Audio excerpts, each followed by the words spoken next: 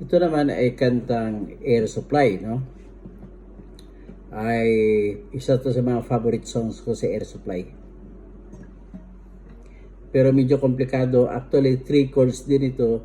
Ang lection dito, pwede mong gamitan ang kanyang chords ito si GF lang. Pwede na dyan ka lang umikot-ikot. Pero kinargahan niya ng pamilya na si GF ng E minor tsaka A minor.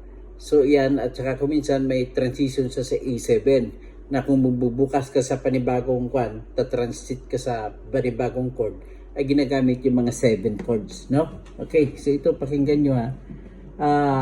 Ang sinasabi ko rito, 3 chords yan. Kantahin muna natin sa 3 chord series ha. Itong Here I Am ng Air Supply. Kasi kung kakantahin ko ganito yan.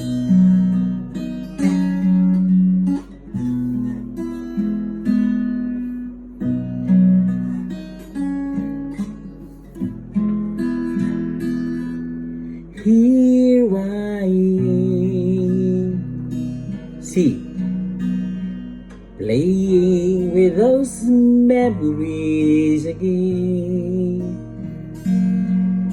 And just when I thought time had set me free,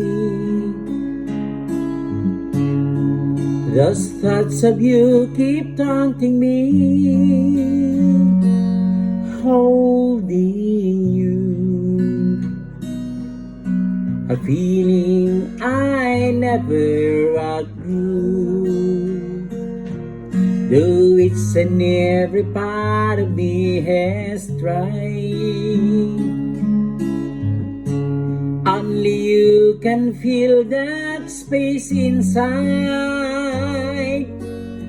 so there's no sense pretending my heart is not mending. Just when I thought I was over you, just when I thought I could stand on my own, oh baby, those memories come crashing through, and I just can't go on without you.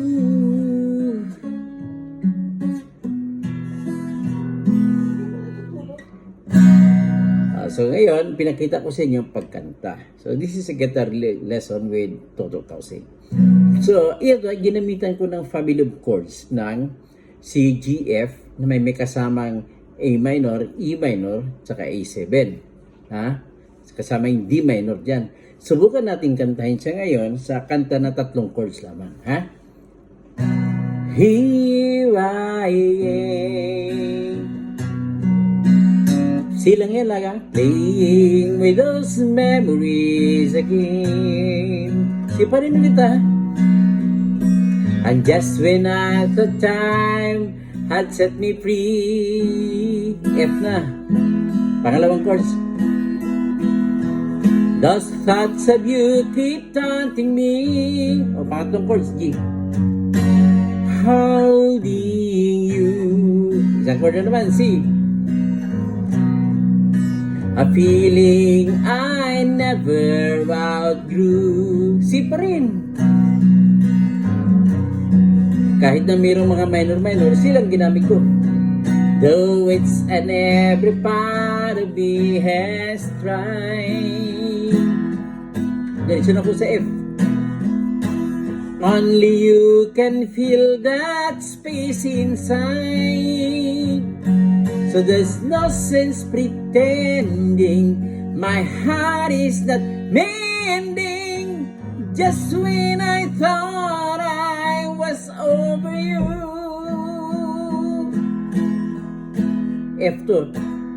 Just when I thought I could stand on my own, oh baby, those memories come crashing through, and I just can't go on without you.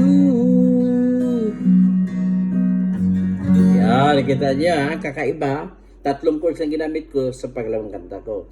Kinanta ko sa una kasama yung mga minor chords at saka yung mga 7 chords. Okay? That's all.